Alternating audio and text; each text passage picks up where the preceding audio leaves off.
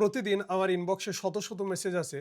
But গতকালকের একটা message এসেছিল, সেটা পড়ে আমি কিছুক্ষণ চুপ ছিলাম। একজন স্ত্রী লিখেছেন, যখন হাজব্যান্ড তার ওয়াইফকে চামচ বা লোহার কিছু দিয়ে মারতে আসে তাহলে কিভাবে নিজেকে বাঁচতে হয়, এটা একটু কষ্ট করে দেখাবেন। এই মেসেজটি যদি সত্যি আপনি ফিল করতে পারেন তাহলে বুঝতে পারবেন যে কতটা বেদনাদায়ক। আমি প্রায় সব মেসেজের উত্তর দিই। যারা মেসেজ করেছেন আমাকে বা করেন তারা জানেন। কিন্তু কিছু সমস্যা এত গভীর যে আমি একা সমাধান দিতে পারি না। আপনাদের দ্বারস্থ হতে হয়।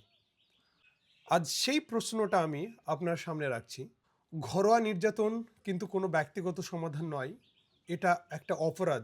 চুপ থাকাটা কিন্তু কোনো সমাধান নয়। এটার জন্য আপনাকে ভাবতে হবে। প্রথমত নিরাপত্তা। যদি জীবনের ঝুঁকি থেকে থাকে তো অবশ্যই হেল্পলাইন কিংবা আপনার আপনার নিকটবর্তী থানায় যোগাযোগ করুন এবং কমপ্লেন লিখুন যে আপনার সঙ্গে কি ঘটছে। এটা সবথেকে বুদ্ধিমানের কাজ হবে। বাট যদি নিজেরা এই সমস্যার সমাধান করতে পারেন সব থেকে বেহতারেন। এর থেকে বড় কোনো কিছু হতে পারে না। আমি তো কোনো অবস্থাতেই চাই না যে নিজেদের পারিবারিক কলহ নিয়ে অন্যর সামনে আপনি আহ, আলোচনা করুন, কারণ এখান থেকে আরও বেশি বিস্তর ঘটনা ঘটে যেতে পারে। সুতরাং নিজেদের সমস্যার সমাধান যদি নিজেরাই কথা বলে মিটিয়ে নিতে পারেন, এটা সব থেকে ভালো উপায়। আর দেখুন, সেলফ ডিফেন্স মানে শুধু কি ঘুষি নয়। সেলফ ডিফেন্স মানে নিজের জীবনের পাশে দাঁড়ানো। সম্মানিত দর্শক, আমি এই প্রশ্নটা আজকে আপনাদের উপর ছেড়ে দিলাম। আমরা একজন নির্যাতিত নারীকে সমাজ হিসাবে কিভাবে সাহায্য করতে পারি?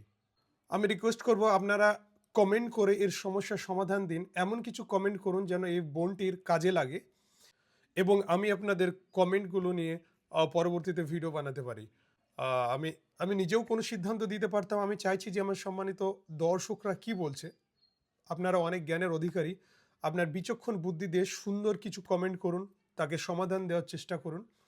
আর যেগুলো বেস্ট মনে হবে সেই কমেন্টগুলোর উপর আমি আবারও একটি ভিডিও তৈরি করব। তো আশা করছি আপনি কমেন্টে আপনার মূল্যবান পরামর্শ দেবেন। আপনার একটি মূল্যবান কমেন্ট হয়তো কারো জীবন বাঁচিয়ে দিতে পারে।